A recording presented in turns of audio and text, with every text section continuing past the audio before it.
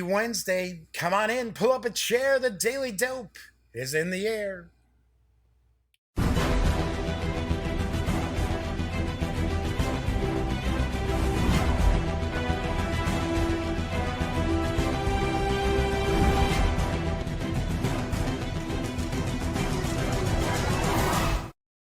Howdy, howdy, howdy, gang. Yes, I'm Jeff McAleer back once again as your host here at The Daily Dope, presented by thegaminggang.com. This is only, I don't know, the third time we're doing this tonight. Well, now let's take a look here. Now I gotta take a look to see if this is actually streaming again. Because... see what we got here. Yeah, see, now it's showing. Okay, so it is showing we've got the stream going. All right, that's good. That's good. So had a few people in chat here, and now once again it is showing. This is bizarre. This is really, really bizarre. All right, well, whatever. I'll have to straighten this out. As I can see, YouTube has completely changed all of my settings and that I've got in their system. So, because I did a stream last night, did my first show back from Gen Con, no problem whatsoever. So, Flaming Huron's at least popping into chat. So we know the chat is working. Hopefully, my audio is in sync as well. Because for some strange reason, when I started my second stream tonight, the audio was out of sync. Don't know. I do not know. But 45 minutes has gone by, and now finally getting the show, I guess, off the tarmac, shall we say. So this is what I'm going to do. So I'm going to skip the news portion of tonight's show because... I've already done the news in its entirety once already this evening when the stream wasn't working. Of course, I didn't know that on my end. But, so, anyway, so what I'm going to do, I'm going to skip the news. There isn't anything that's like, oh my gosh, super important. So I will just have the news on tomorrow's show. So, on tonight's show, because it is a Wargame Wednesday, I am going to be unboxing and taking a first look at Richard III, The War of the Roses. Now, there is a method to my madness because this game has been out for quite some time from Columbia Games. It's one of their top block Fog of War games.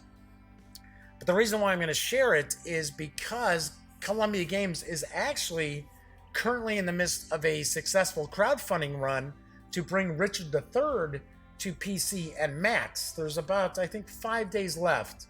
There are 12, I think it runs till the 12th. There is a news piece up on the Gaming Gang I put up there yesterday about the Kickstarter. It's about 250% funded right now. So, and it looks pretty interesting. It does look pretty interesting. And I always liked the block style games that Columbia does. So I have never played Richard III. So we're going to dig in and we are going to take a peek at that. But before I do that, let's talk about what's coming up on the show the rest of the week, plus into next week. As long as everything's working, I don't know, who knows? Maybe next thing I do, I turn around and YouTube says, we're taking your channel down. Who knows? I don't. Anywho, so on tomorrow's show, because on Thursdays I love to talk RPGs, we're going to take a first look at the Cyberpunk Red Jumpstart kit from Untitled Games. This is sold out. It is going to go to a new print run, but this is sold out. I got this from the fine folks over at Untitled Games at Gen Con, and you can get the PDF from Drive-Thru RPG. So that will be on tomorrow's show. On Friday's show, and I might have a new contest to announce. I might have two contests going on very shortly. But on Friday's show, I will be unboxing and taking a first look at the first expansion to my board game of the year for last year, and that is Everdell, and this is Pearlbrook for Everdell. Yeah, so we're going to take a look at that. I am also going to show off the wooden tree, the wooden Ever tree that is now available as well. I got a copy of that. So I see Hubcam 210 is back. That's good. Good to see you back in chat.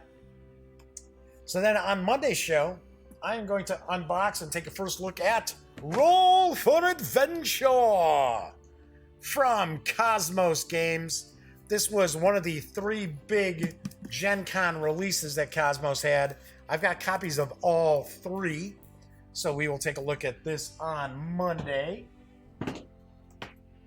Tuesday show, I'm going to unbox, take a first look at Run Fight or Die Reloaded. This is from Gray Fox Games. And of course, I interviewed Alex Goldsmith over at Gray Fox at Gen Con. In fact, it was the first of the Gen Con interviews that I put up. So, got Run Fight or Die Reloaded. Then on Wednesday, I will be reviewing The War of the Worlds from Dan Verson Games. This is the United States edition. This is the East Coast edition of The War of the Worlds. And it is a solitaire game. And it is jam-packed with stuff. It is a hefty, hefty game. So Nefarious Coel's back in. Bones is back in. Run Fight or Die doesn't look a whole lot different gameplay-wise. According to what I have been told, it has been streamlined. There were some clunky bits that were removed, as far as I know. So I will definitely check it out. So and Bones says my favorite IP is War of the Worlds. So I've got a new contest.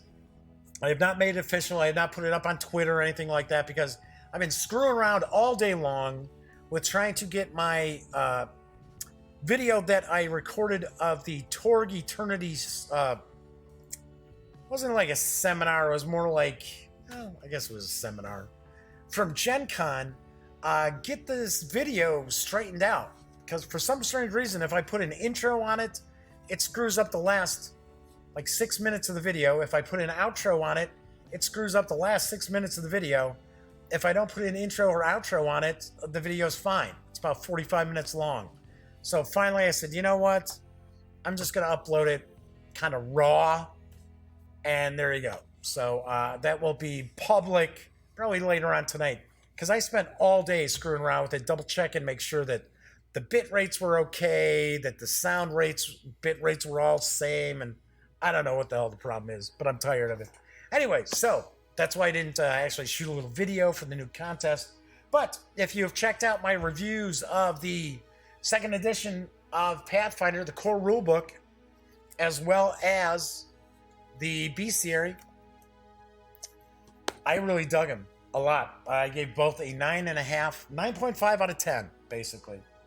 So what I'm going to be doing is my new contest will be to win a copy of the core book, the bestiary, plus the first adventure path, the first part. You know, it's usually 6 parts. I think it's Age of Ashes or something like that it's called. It's going to be in PDF, but I will be giving away 1 copy of that prize pack for every 75 new subscribers beyond the 1,600 that we started off pretty much with yesterday. I will actually run that contest until September 5th, and that way Friday, September 6th, I will announce the winner. So Nefarious says passed on Torg Eternity. Got some print-on-demand prints of West End's old Shatter Zone Space Punk. There you go. Excuse me. I still have the sinuses and the crap. But I like Torg Eternity. I think the setting is cool. I think the fiction is really cool. Mechanically, Mechanically, I think I would kind of, honestly, between us, I think I would personally just kind of dump the mechanics, maybe go for something else, maybe go for like a really like rules light, sort of almost like an OSR system to plug into it. So anyway, so that's that. So that's what I've got cooking. That's new contest.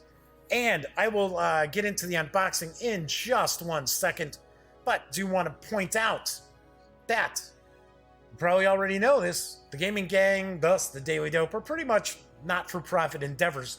So if you like the channel, if you like the site, if you like this video, please consider making a small donation to Lil Bub's Big Fund and the American Society for the Prevention of Cruelty to Animals. Yes, Lil Bub's Big Fund does provide grant monies to organizations throughout North America who care for special needs pets who are awaiting adoption. So, do want to point out 100% of all funds raised by Lil Bub's Big Fund are granted out as grant monies to these organizations. So, one of the few animal-related funds that I've run across that 100% of all funds are actually granted out. So, if you do happen to make a small donation, shoot me an email. You don't have to send me show receipts or any nonsense like that. Just let me know. And if you'd like, I will give you a shout out on the following show. So there's some discussion going on about Priestess Intermedia games. I'm not a fan of Priestess. Priestess tends to buy up a lot of old, Time Master, and did they pick up the first edition? All the old pace setter stuff that really wasn't all that good in the first place is kind of where Priestess kind of floats around. But I don't know. It's just I don't think there's any phenomenal role-playing games that Priestess has her hands on. Anywho, so I know that folks are going to be checking the video out because they want to see what exactly does Richard III look like. Well, Richard III is from Columbia Games. It's designed by Tom Dalglish and Jerry Taylor, with artwork provided by Tom Dalglish and Mark Mahaffey and Leona Preston. The game is for 2 players, ages 12 and up, plays in about 2 hours, and does carry an MSRP of $69.99. So let's swing on over to the other camera. So Nefarious says, yeah, but he's glad that Priestess has re-released some of the games. I agree. I mean, for me, it's kind of like a blast from the past.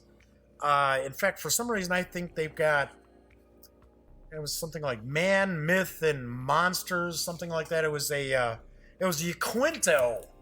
Yaquinto had done a role-playing game. It wasn't very good, but Yaquinto way back in the day, and I have a soft spot for Yaquinto and their album games. So we've got Richard III, The War of the Roses. So it says, this is a game that recreates the dynastic struggle between the royal houses of York and Lancaster. Strutting across the game stage are Richard III, Edward IV, and the Mad King Henry VI, with his wife Queen Margaret, Henry Tudor, the Warwick, the notorious Kingmaker. So, and here we see the map as well. So this does come in kind of a slipcase, like so. I'm kind of surprised that Columbia Games still kind of has this sort of design, because this is right there with the old Victory Point game releases. So we've got a deck of cards. We've got the different blocks. We've got some dice as well in that bag. We've got our map, or board, I should say. We've got our stickers for the blocks. And we've got our rules, as well as a little sheet showing the last spike, which, interestingly enough, was my last Columbia game that I reviewed. It was good. Really enjoyed it. I think it won an award. I think it won a Mensa award. So, Nefarious says, I wish someone would remake Avalon Hill's old Kingmaker and clean it up. That would be cool. Nefarious is also asking about Richard III. Isn't there a PC port in the works right now? Yes, there is a Kickstarter going on right now. That is actually the main reason why we're taking a look at the actual board game, is just to maybe wet some whistles, get some juices flowing out there for folks to check out the Kickstarter, because the Kickstarter runs, I want to say, through the 12th, and you can reserve a copy. So you're reserving a Steam code for either PC or Mac for $21. So, my opinion, that's a pretty good deal. That is a pretty good deal. So anyway, yes. So Nefarious says Wizards of the Coast owns the rights to Kingmaker. Well, it's Hasbro actually owns the rights to Kingmaker. That's why you see hardly any Avalon Hill stuff get any love, because Hasbro owns the rights to all of it. As I bang the camera and bump it. So first off, let's take a look at the rules. So, very short rule book. One thing I like about the block games is that you can jump right in. I think I think it was either Julius Caesar or Shenandoah, which is Stonewall Jackson, America. Actually, Hasbro owns Wizards of the Coast, so it's the same thing. Absolutely not. Wizards of the Coast is a very small subsidiary of Hasbro. So Hasbro owns Wizards of the Coast. It also owns Avalon Hill. So Avalon Hill has nothing to do with Wizards of the Coast. But, so yeah, just to point that out. So it's not really the same thing. So, for an example, like, Hasbro could sell, conceivably, Wizards of the Coast, and they would still own all the Avalon Hill stuff. So anyway, so we've got, talking about an introduction. It's all case point presentation. We get a little bit of information about the main combatants. So we talk about the map, talking about the armies themselves, talking about the block types, showing how the blocks actually work as well, because you'll rotate the blocks. It's a step reduction system. And we show the setup. Talking about actions, we got a deck of cards here, so taking a guess these are going to be actions that we can utilize, or special event cards that we can utilize. So talking about the cards here: land moves, sea moves, recruits. Talking about the battles, supply phase, the political turn, and victory. So all in all, a grand total of 8 pages of rules. So anyway, Wizards of the Coast briefly bought out Avalon Hill before Hasbro bought Wizards of the Coast. I don't know.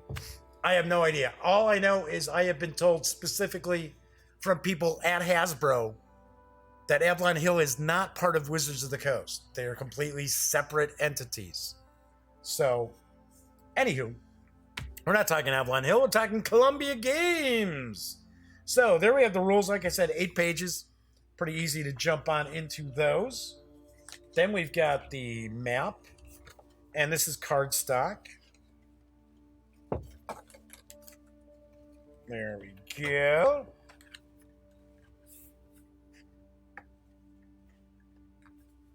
So we've got Scotland. Then we've got England here. And this looks like this would be a perfect board to be laying down some plexiglass on top of. I'll tell you that right now, just because the folds are kind of popping up. So we do have an English Channel North Sea and Calais box here. I did notice we had a France box up top here as well. So we've got a good size board there. So we've got the cards. Take a look at the blocks. The blocks are good chunky blocks, as you can see. So these are actually, if you are familiar with playing, say, the Commands and Colors line from GMT, these blocks are a little bit bigger, a little chunkier than you would find in Commands and Colors. So then we've got some black dice. Got a few black dice in here. And we had 3 or 4. So we got that. So then we've got the stickers. So we got these stickers that we're going to actually apply to the blocks. So we'll see it's going to show, it's going to give you like a code. So here we've got like B3, we've got A3, B1. That's kind of like the quality of the troops.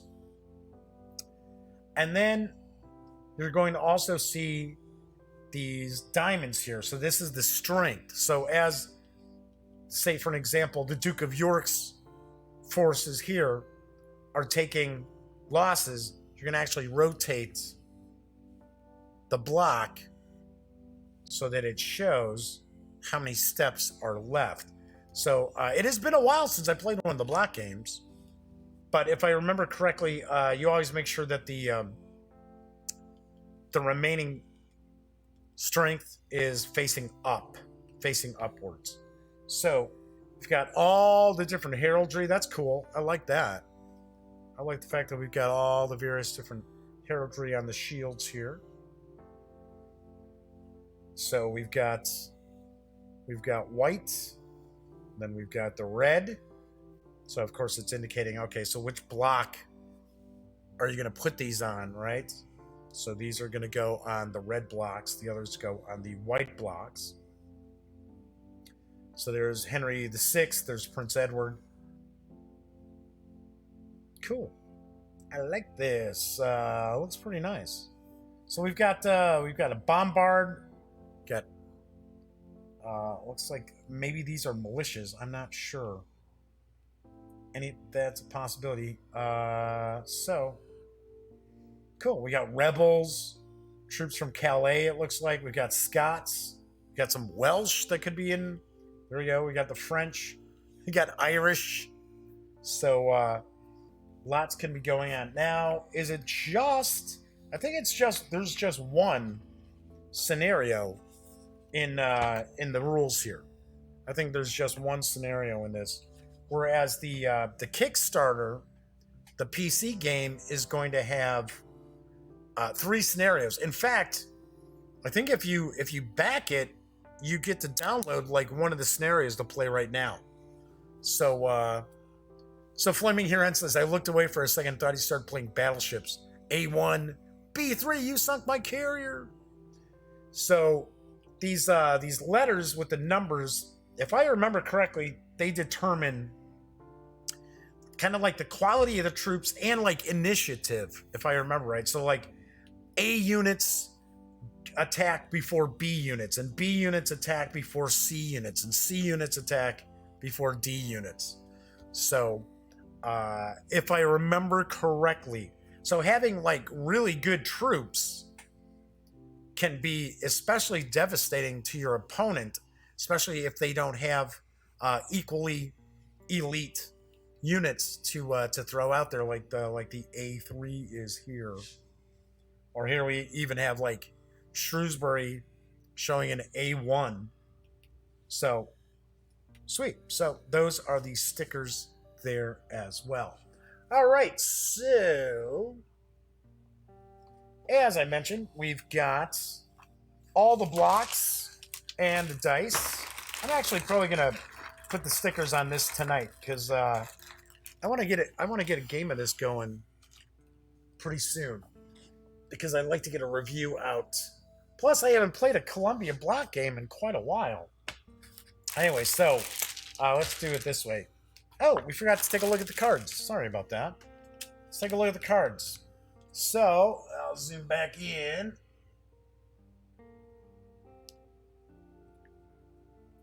So you got treason, forced march, surprise, plague. Oh yeah, that's good. Muster, piracy, George Plantagenet, I should say. Huh, okay, so there's a few of these. Henry Tudor. These must be points that you get. These must be points that you can use for, like, mustering or something like that. That's going to be my guess. All right, so those are the cards. So no token thingies. No, there are no token thingies, Bones. Not that I see. All right, so as I started off, so we've got the board got the cards, we got the stickers, we've got the rules, and we've got all the blocks. And that is what we find when we take everything from Richard III outside the box. So as I mentioned before, I will have a review. I would say I might even do just a standalone review of this. So conversations going on. What are people's favorite block games? Or Fog of War games? As far as Columbia games, I really enjoyed Julius Caesar. I thought Julius Caesar was really good, and I thought Shenandoah was really good. I want to say I liked Julius Caesar better because I liked it. It had a much more epic scale to it as opposed to the Shenandoah Valley. So I thought that was pretty cool. I really liked that. And of course, people are talking solitaire games as well, like Apache Thunderbolt Leader, and yep, some good DVG stuff out there as well. So Phantom Leader, I really like. Phantom Leader Deluxe is an excellent game, excellent solitaire game. I just did a review for Warfighter too. Really enjoyed that too. So the modern edition of it. So, all right, that is it for tonight's show. As I mentioned, Richard III is out. It is available from Columbia Games. It does carry an MSRP of $69.99. So, on tomorrow's show, I will be taking a first look. We're going to take a look at the Cyberpunk Red Jumpstart kit from Artelsorian Games. And I will have the tabletop gaming news as well. So, anyway, as I like to say, when you're not watching videos here on the Gaming Gang channel, please visit thegaminggang.com for all the latest in gaming news, reviews, comics, movies, TV. By now you know the drill. Get your geek on at thegaminggang.com as Viper Dave pops in just as I'm wrapping up. Sorry, Viper Dave. Anyway, those of you who popped in and dealt with the weirdness all night long today in chat, finally at least got a show out there where the audio was in sync and it was actually streaming. Yeah, I thought it was pretty bizarre. I did the entire news segment and I'm like, nobody's in chat? This is weird. And then I look on YouTube and it's like, it's not streaming. Don't know. Anyway, those of you who hung out in chat and kept me company, thank you very much. Of course, there are some folks watching live who did not jump into chat. Don't know why. We don't bite. We're pretty friendly. And of course, everybody who watches, regardless if you watch it live or if you watch after the fact, I definitely appreciate it and appreciate each and every one of you. So I will be back tomorrow. So until then, happy trails.